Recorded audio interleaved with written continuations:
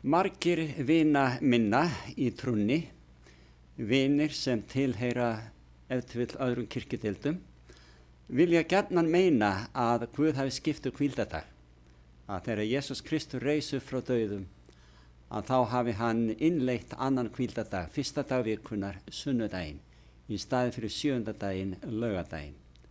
Eigum við að skoða þetta á blöðuritningarinnar? Það eru nokkri textar í Nýja testamentinu sem fjalla sunnudaginn. Hann er aldrei nefndur sem sunnudagur, en hann er kallaði fyrsti dagur eða að eitthvað hafi gerst eitt og annað fyrsta dag vikunnar, eins og það er orðað.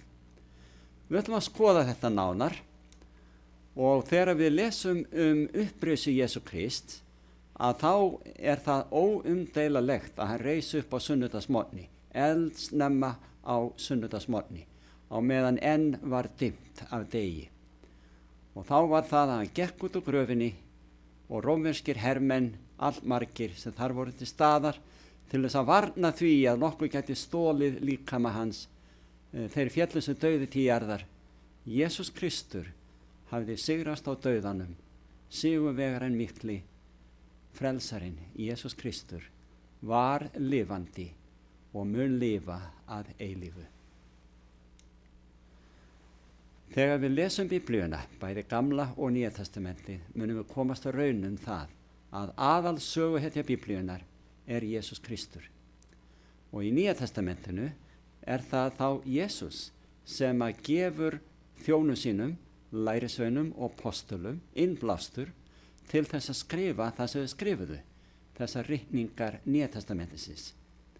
Hann gaf þeim sýnir og vitranir inn í framtíðina og til þess að greina frá því sem þurfti að segja okkur frá á síðari kynslóðum.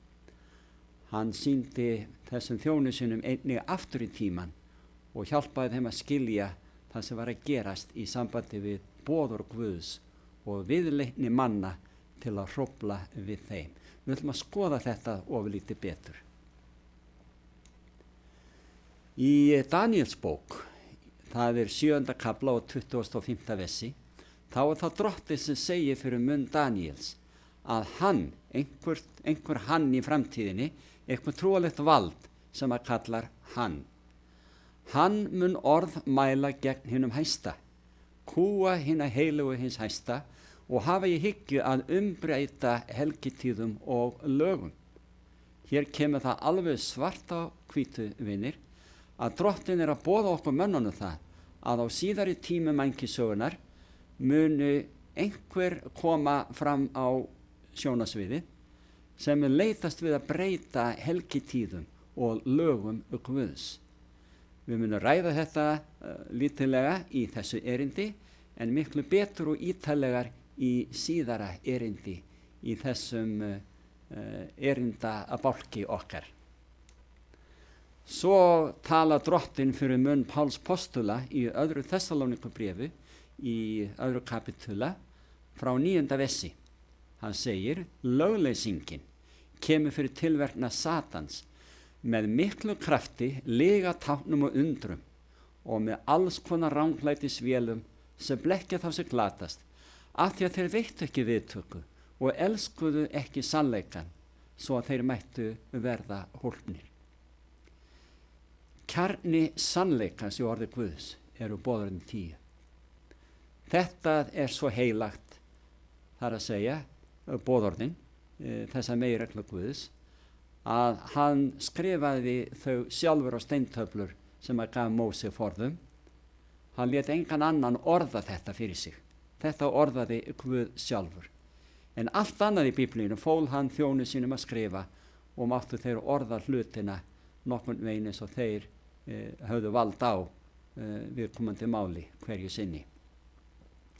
En hér í þessu texta sem við vorum að lesa er Páll postuli innblásinn af Guði að segja okkur frá því að eitthvað vald sem hann kallar lögleysinga muni koma fram á sjónasviði og gera allskyns máttarverk, kraftaverk og gera mikil undur á meðal manna til að sannfæra þá, til að afvega leiða menn og þeir munu láta afvega leiðast margir af því að þeir veittu ekki viðtöku, það er að segja sannleikanum, og lærðu ekki að elska sannleikan, svo þeir mættu verða hólpnir. Hér er mjög mikið alvöru mál á ferðinni og ég hvet ykkur vini til að hugleiða málið vel. En í þessu erindi ætlum við að skoða nokkra texta Nýja testamentisins, þar sem fjallað er fyrsta dag vikunar, sunnudaginn. En getum við tekið mark á orði Guðs í Biblíunni? Við sem teljum okkur vera kristi fólk, við hljótum þá að líta á okkur sem lærisveina Drottins, er það ekki? Við erum börn Guðs af því að við treystum honum, við trúum honum. Við teljum að hann sé vegurinn, sannleikurinn og lífið. Og allt sem hann boðaði og kendi sé sannleikur, en það er hann sannleikur. Við hljótum því að treysta Biblíunni. Við skulum byrja að lesa nokkra texta varðandi fyrsta dag vikunar og þá er það frásögn upprisu Jesú Krists eða reynda krossfestingu og síðar upprisu. Við byrjum á Lúkasi 23. kafla frá 54. versi. Það var aðfangadagur og hvíldadagur fór í hönd. Konur þær komið höfðu með Jesú frá Galileu, fylgdu eftir og sáu gröfina og hvernig líkami hans var lagður. Þær snéru aftur og bjuggu ilmjurtir og smyrsl. Hvíldadaginn héldu þær kyrru fyrir samkvæmt boðorðinu. Kæru vinir, hér verða að segja okkur frá því þegar Kristur dó á krossinum. Og líkami hans var lagður í gröf, en eins og venja var í þá daga, þá hefðu konurnar smurt líkama hans strax, áður en hann var lagður í gröfina. En af því að hvíldadagurinn var í aðsigi og hann var krossfestu síðdegis á föstudegi og hvíldadagurinn byrjaði sólarlag, svona 6-leytið eða upp úr því. Að þá höfðu þær aðeins tíma ásamt öðrum ástofamönnum að koma líkama Jesú fyrir gröfinni og svo fóru þær heim til að undirbúa smyrsl þann tíma sem eftir var föstudagsins, áður að hvíldadagurinn gekk í garð. En hvíldadaginn, það er lögð áhersla á það að hvíldadaginn héldu þær kyrru fyrir samkvæmt boðorðinu. Ef að Guð hefur ætlað þeim að breyta hvíldadag, þá vissu þær ekkert það þennan dag. En við skulum skoða þessa sunnudagsteksta í Biblíunni í Nýja testamentinu og við höldum áfram. 24. kaflinn hjá Lúkasi byrjar með þessum orðum.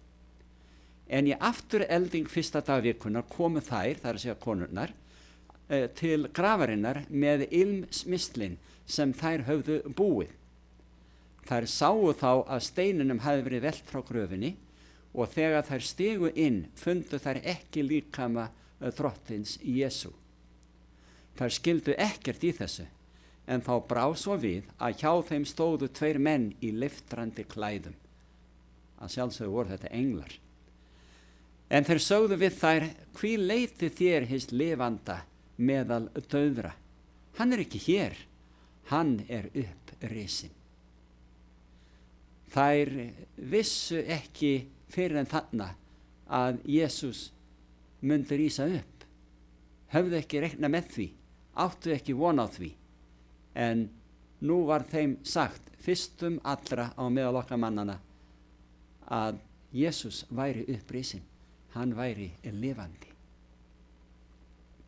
Það er ekkert sagt þarna að sunnudagurinn sé komin í staðinn fyrir eða taki sess sjöndadagsins eða hvíldadagur Drottins, alls ekki. Ef Drottin hefur ætlað mönnum að byrja nýja hvíldadag, til dæmis þá sunnudag í staði fyrir laugardaginn, 7. dag vikunar, að þá vissu konurnar ekkert það og ekkert er það sagt þarna. En við höldum áfram. Í Jóhannesar Guðspjalli, 20. kafla og 19. versi, þá segir kvöldið þennan fyrsta dag vikunar, og þetta er sunnudagur, voru lærisveinarnir saman og höfðu læst dyrum af ótta við gyðinga. Þá kom Jesús, stóð mitt á meðal þeirra og sagði við þá, friður sé með yður.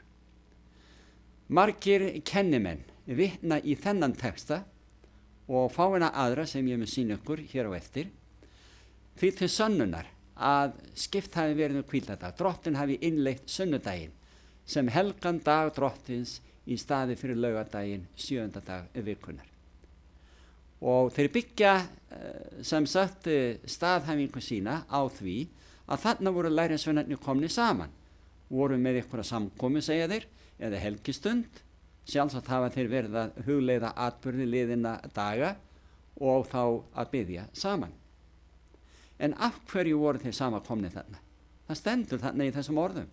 Af ótta við gyðinga. Þeir voru hræddir við gyðingana. Hvað gyðingarnir myndu gera við þá?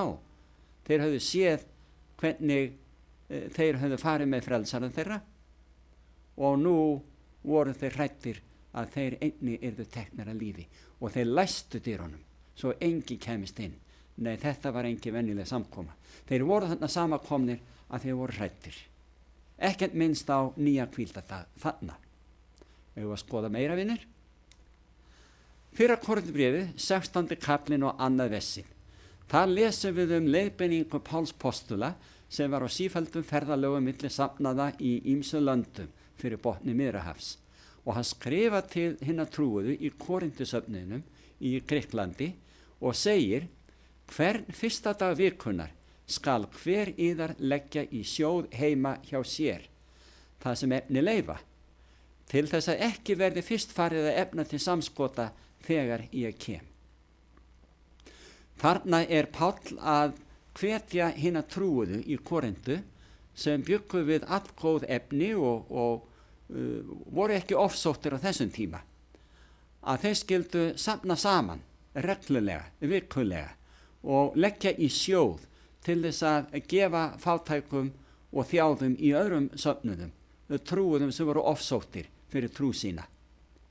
Og meðal annars í Jerúsalem, því þar voru þeir ofsóttir á þessum tíma. En þarna taka þeir saman, sem sagt, eða þeir hvattir til þess að leggja í sjóð hvern fyrsta dag vikunar. Hvar? Ekki á samkomu, heldur heima hjá sér. Ekkert á móti því að taka upp samskot eða gefa gjafir til Guðs málefnis á samkomum í kirkjum eða Guðs húsum, alls ekki. En þarna Páll postuli að minna hina trúuðu á að taka til dæmis fyrsta daginn. Það gæti verið hvaða dag annað sem til þess að leggja til hliðar einhvern pening, einhverja fjármuni til að gefa málefni Guðs á öðrum vettfangi annar staðar. Ekkert minnst þarna á nýja hvíldardag, bara að muna að fórna einhverju af því sem Guð gefur þeim til þess að aðrir geti haft á ofurlítið betra, eitthvað til að bíta og brenna og þeir átt að fórna til þeirra. Það að segja, gefa öðrum. Næst skulum við fara yfir í frásögu Lúkasar sem skrifaði postulasöguna af starfi Páls postula á ferðalögum hans. Og hann gerði það gjarnan að hvetja hina trúuðu á ýmsum stöðum til að leggja fjármuni í sjóð til að gefa öðrum trúuðum sem voru ofsóttir á öðrum stað og höfðu oft ekki til að bíta eða að brenna. Og hann segir þannig í postulasögunni í 20. kafla og 7. versi, fyrsta dag vikunar við vorum samankomnir til að brjóta brauðið, talaði Páll til þeirra. Hann var á förum daginn eftir, entist ræða hans allt til miðnættis.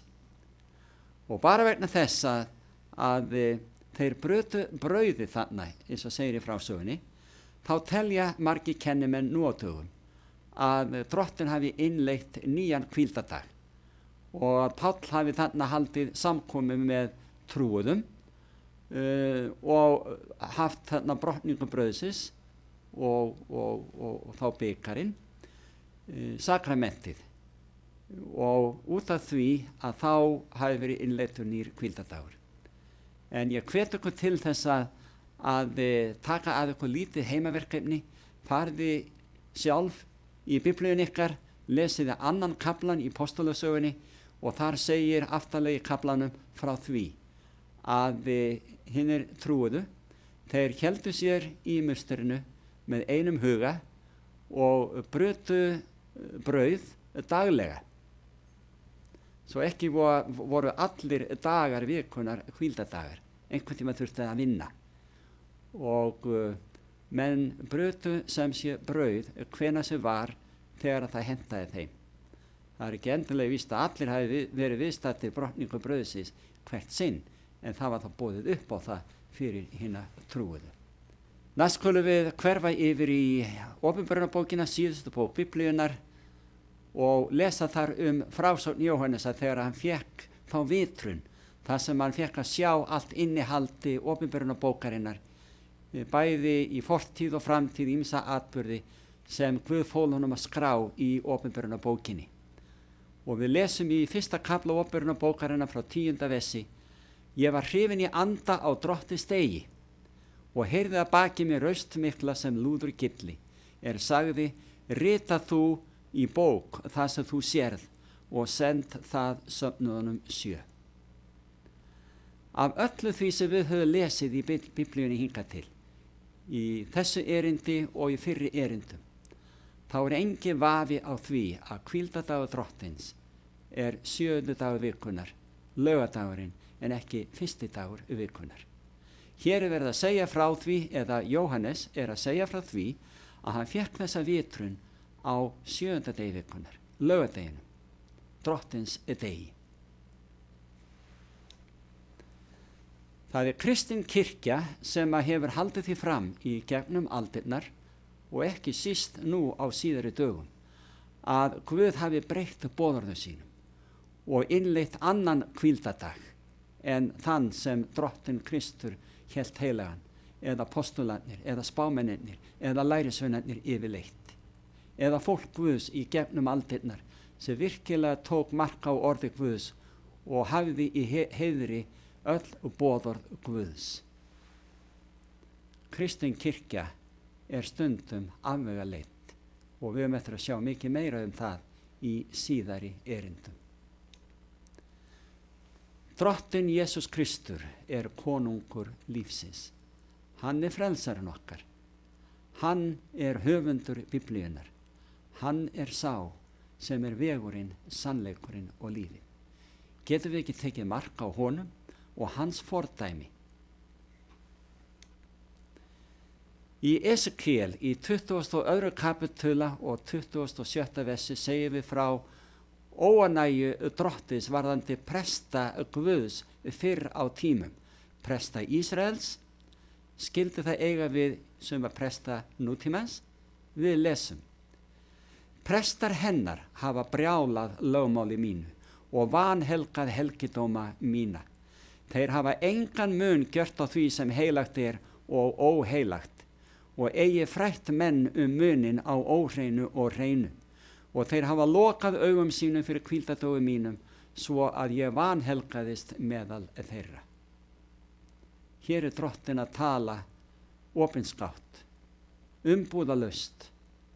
Prestar hafa afvegaleitt Guðs fólk og hafa í reynd ekki gert neinn mun á því sem hreint eða óhreint.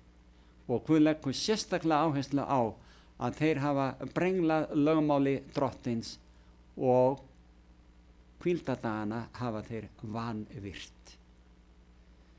Það margur kennimæður nú á tímum sem þarf að skoða hug og hjarta sitt vel varðandi það hvort að þeir séu að boða sannleikan, hvort að þeir gangi í sannleikanum og gangi með frelsaranum yfirleitt. Ég vil leggja áherslu á það enginn svo duglegur að halda boðorðin eða hvíldadaginn að hann geti svo áunnið sér eilíft líf fyrir þennan dugnað sinn. Nei, alls ekki.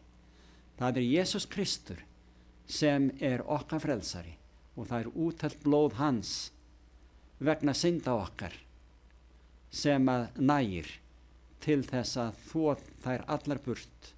Og þegar við meðtökum þessa fórn hans á Golgata vegna syndasektar okkar, þá getum við verið frjáls í drottni og þá getum við vænst þess að verða boðin velkomin einmitt fyrir kross Krists inn í dýrð himinsins. En það er undir þér komið að velja og það er undir þér komið hvort að þú viljir hafa í heiðri þessa meginreglur Guðs, þar sem Guð leggur ríka áherslu á og okkur ber að hafa þau öll í heiðri hér á jörðu. Í Mattheusar Guðspjalli í 7. kafla frá 21. versi sagði Kristur við trúa leiðtoga í Ísrael fyrir nær, það bil 2000 áru síðan. Hann sagði, ekki mun hver sá sem við mig segir herra, herra, ganga inn í himnaríki.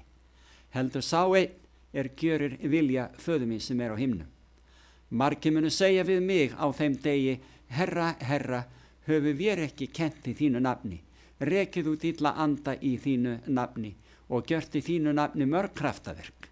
Þá mun ég votta þetta, aldrei þekkt ég yður, farið frá mér illgjörða menn. Hér Drottinn að leggja áherslu á mikilvægi þess að taka mark á orðum hans. Við megum til með að gæta okkar að kleipa ekki eins og með húð og hári allt sem við heyrum suma kennimenn segja, prédikara eða presta. Við þurfum að bera allt það saman við orð Guðs og sjá hvort þið séu Guðs menn. Jesús segir að sumir muni gera mörg kraftaverk, tákn og undur, svona eins og til þess að sannfæra fólk að þeir séu þjónar Guðs. En Jesús segir sjálfur að hann muni alls ekki kannast við marga slíka á efsta degi. Það var Guð sjálfur, Drottinn almáttugur, skapari okkar og frelsari, höfundur þessara boðorðana 10, sem hann ritaði með eigin hendi á steintöflur, sem hann afhenti síðan Móse á Sínai fjalli forðum. Þetta eru heilög lög, þetta eru eilífar meginreglur sem við dirfumst ekki að hrófla við. En það gerðist, menn hrófluðu við lögmáli Guðs. Fyrst eftir að frumsöfnuðurinn leiðundi lok og jafnvel áður en leiðundi lok, jafnvel á dögum Páls postula, svona það bil 60-65 eftir Krist, að þá gerðist það að Páll skrifar einmitt það sem við lásum áðan, að lögleysingin þegar farin að starfa í leyndum. Við skoðum það betur aftur. En svo ágerðist það meir og meir að fólk fór að svona fikta við boðorð Guðs, að gerast kærulaust og jafnvel að halda 2 hvíldadaga, sunnudaginn, sólardaginn, heiðustag sólarinnar og hvíldadaginn, 7. dag vikunar, laugardaginn, drottningsdag. Og svo kom að því að árið 321 eftir Krist, þá var það að Konstantínus keisari Rómaveldis, hann gaf út tilskipun það að hann vildi sameina sunnudaginn, heiðustag sólarinnar eða sóldyrkenda og heiðustag drottins, hvíldadag drottins. Og menn áttu bara að sameinast helgihald á einum degi, sóladeginum, sunnudeginum. Og hann gaf út tilskipun með þetta í huga, þessa breytingu í huga og innsiglaði það. Og síðar meir var það að kristin kirkja tók upp þetta og hélt því áfram allt fram á okkar dag að halda sunnudaginn í heilagan sem sagt í staðinn fyrir drottningsdag 7. dag vikunar.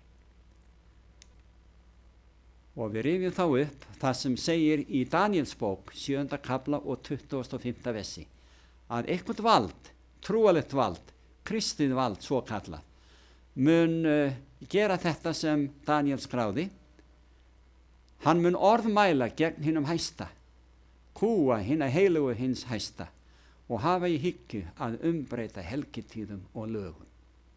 Þið sjáið, vinir, að þessu trúalega valdi sem ég tel einnig vera mjög veraldlegt, sem hefur fiktað við lögmál Guðs, boðorðin 10 og haft í hyggju að umbreyta helgitíðum Guðs og lögum hans.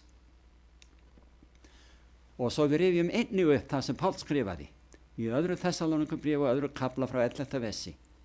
Þess vegna sendir Guð þeim megna villu til þess að þeir trúi lyginni, þannig munu allir þeir verða dæmdir sem hafa ekki trú á sannleikanum en haft velþóknun á ranglætinu. Það alvarlegt að læra ekki sannleikan, að læra ekki að elska sannleikan, að vilja ekki fylgja því sem satt og rétt. Við megum til með að hafa í heiðri það sem Guði kært, allar meginreglur Guðs ríkis, boðorðin 10. Guð á sér sína kirkju hér á jörðu. Margir hafa spurt mig, hver hún? Þið fáum mig aldrei til þess að segja að það þessi kirkja eða þessi kirkja, vegna þess að Guð á fólk víðsvegar í mörgum ef ekki flestum kirkjudeildum, og þar einlægt trúað fólk sem oft veit ekki betur en að fylgja kennimönnum sínum því þeir halda og telja að þeir boði sannleikan, þegar þeir í reynd gera það ekki alltaf eins og við lásum áðan. En þannig það að Kristi kirkja sem í fyrstu byrjaði vel, hélt síðan áfram á braut sem endar með ósköpum, vegna þess að hún hefur fiktað við stjórnarskrá Guðs ríkis og við getum ekki fylgt slíkum að máli, eða hvað segið þið?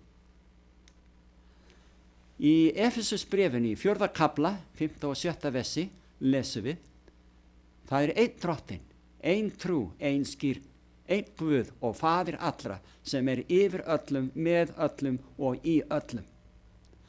Þannig erum við mennirnir allstaðar Guðs fólk, eða eigum að vera það, og Guð tileinkar sér okkur öll, en við verðum að þiggja náðarboð hans eilíft líf, til þess að kallast sá líður hans sem hann býður velkomin að lokum inn í dýrð himinsins.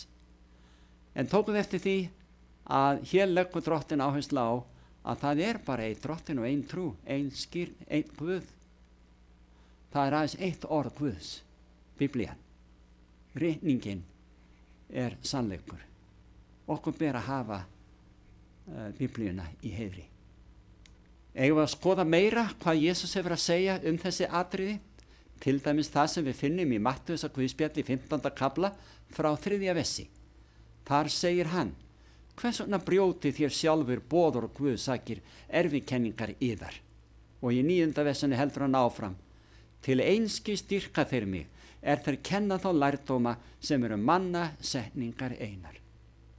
Kæru vinir, þessi kenning manna að sunnudagurinn sé hvíldardagur drottins mannakenning, mannasetning, erfikenning. Þetta ekki satt. Þetta ekki eins og Guð vill hafa það. Menn hafa fiktað við boðorð Guðs og það mjög alvarlegt mál. Já, ég segi það aftur og endurtek það. Það eins og menn taki meitil og hamar í hönd til þess að meitla út úr boðorðum Guðs eitt og annað sem að þeim líkar ekki. En ef að okkur líkar ekki við boðorð Guðs, mun okkur þá líka við Guðs ríki, eða stjórnvisku Guðs í alheimi hans alla eilífð. Við aldrei ánægðir þegnar í ríki hans ef við getum ekki unað boðorðum hans, lögum hans hér á jörðu. Kristin kirkja í dag heldur á lofti sólari degi sem sunnudagur, ekki drátt við daginn sem slíkan. Þetta vinnudagur eins og hver annar virkudagur vikunar í augum Guðs. En hví að halda á lofti því sem kemur úr svörtustu heiðni, mithraisma eins og það heitir, þar sem að menn dýrkuðu sólina. Kristin kirkja hefur tekið þetta inn í trúakenningar sínar og við munum fjalla þetta mikið nánar og betur í öðru erindi síðan meir í þessum erindaflokki okkar. Svo ég bið ykkur að hafa biðlund þangað til, en þið eigið eftir að verða undrandi þegar við sýnum ykkur ýmsar sögulega staðreyndir þegar þar að kemur. Í Mattheusar Guðspjalli 5. kafla þá segir Jesús frá 17. versi: Ætlið ekki að ég sé komin til að afnema lögmálið eða spámennina. Ég kom ekki til að afnema, heldur uppfylla. Sannlega segi yður, þar til himinn og jörð líða undir lok, mun ekki einn smástafur eða stafkrókur falla úr lögmálinu uns allt er komið fram. Jesús er svo afgerandi, svo afdráttarlaus varðandi áherslu sínar á mikilvægi boðorðanna 10 og þá þeirra allra. Svo er það að fólk segir oft og einatt að nú þegar við höfum tekið trú á Jesú Krist þá þurfum við ekki að halda lögmálið. Sjáu þið bara hvað Páll postuli segir í Rómverjabréfinu í 3. kafla og 31. versi til að svara slíku. Gjörum við þá lögmálið að engum með trúnni, fjarri fer því við staðfestum lögmáli.